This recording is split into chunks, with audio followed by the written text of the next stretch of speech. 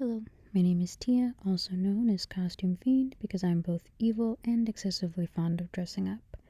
This is going to be a short one today because I technically did two audios for this week, and while I feel much better in the brain, I'm still a little bit tired. But anyway, without further ado and getting to the topic, it's kind of funny how a piece of media can feel different as you get older and discover new things about yourself. Sometimes it makes it makes you like something rather way less, or stop liking it at all. Like, for example, for some reason, it's not that I don't like them anymore at all. It's just the more I watch the first Guardians of the Galaxy, the more I'm like, there's a lot of things that I would have done differently. But I enjoyed it on the first watch. Other times, though, it makes you like things more. That's kind of how it was for me with Beauty and the Beast. I definitely have yet to watch it without feeling like more joy. And a few months ago, when I was rewatching The Book of Life, I realized that it was the first time I'd seen it since I'd been officially looking into an autism diagnosis for myself, and since I'd been aware that the director, Jorge Gutierrez, had autism. So, in a way, that kind of added a perspective that made me think differently about the movie, like in a good way. I also didn't realize it was officially 10 years old.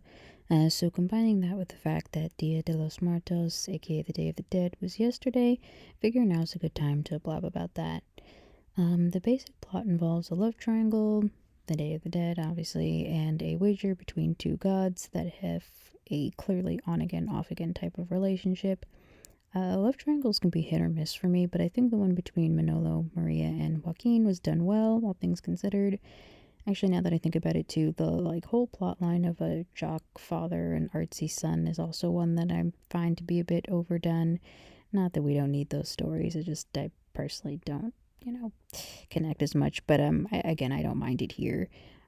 Plus, as a mythology nerd, I enjoy the Dia de los Muertos aspect, and I love stories about gods being meddlers.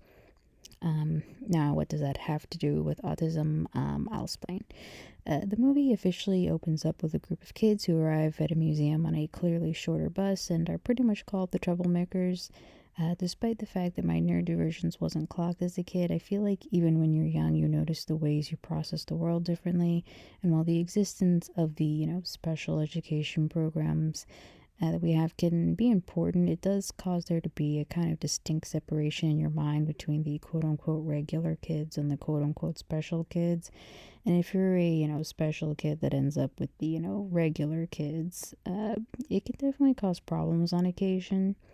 In the case of the movie, I never deeply reflected on why those kids were used to frame the story.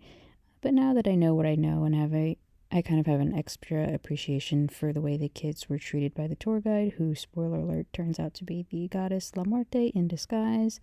Because not only did she come fully prepared to accommodate them, she also decided to give them an experience that would actually be enriching for them. The people that know me can probably attest to the fact that I low-key kind of hate going to museums, and not even for colonialism political reasons. It's just the way most standard museums are designed does not work for me.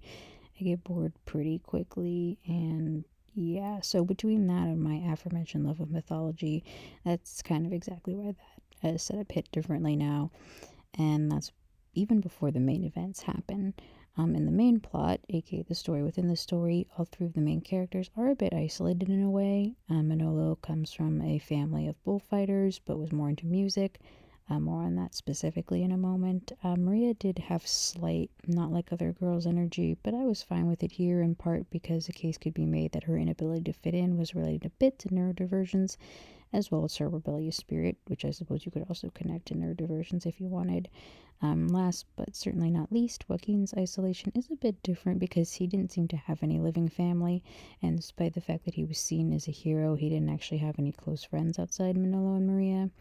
So he definitely falls into the camp of being the type of person who tries to fit in, going with a standard heroic guy script.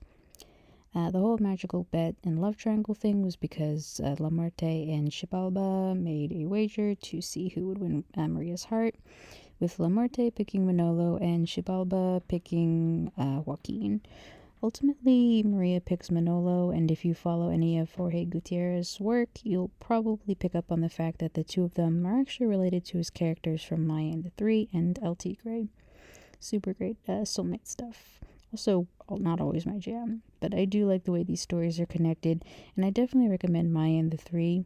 I actually don't even know where you could watch LT Gray beyond the old One Piece method, but if you can, it was only one season, so I mean, you may as well. Anyway, jumping back for a moment, but earlier I brought up that Manolo was isolated from his family for his interest in music over bullfighting. It kind of turns out that quite a few of Manolo's ancestors were also rather artsy themselves, but felt trapped by tradition, and they then passed that on to their own sons. On top of the obvious generational trauma vibes, what's interesting about that to me is the fact that neurodivergence often runs in families, and plenty of people from the older generations just straight up ignored all their symptoms, despite the fact that in some relatives it was more obvious than others. There's something both nice and frustrating about that, because on the one hand, you now know that you're not the only one struggling, but on the other hand, because no one else took the chance to change or grow or even pass that information on, you're kind of still left with a lot of mess. Overall, telling your own story and making your own destiny are kind of, I would say, the major themes of the Book of Life, which makes sense when you consider the fact that a lot of autistic people end up having to forge their own path, since what's considered normal isn't always easy or doable for a lot of us. Also, some of us just straight up don't want to do what everybody else is doing. At the end of the movie, we're brought back to the kids at the museum, and they reveal that the tour guide was Lamarte, and the creepy janitor was actually Shibalba happens. And the kids are left with the realization that not only was the story they were told true, but that magic and myth really do exist in the world. It's a great message for anyone, but I definitely appreciate it differently now, like with the movie as a whole. Plus, on a purely artistic note, there's a lot to gush about when it comes to the visuals, but one of my favorite details is just how many skulls and hearts are all over the place. If you have the chance to look at the art book for the movie, it's definitely one of my favorites. If I can find the link to it, there was a PDF website I found that had it available to download. But yeah, other than that, leave a like if you like, subscribe for more nerdy rambling, and as always, have a good one.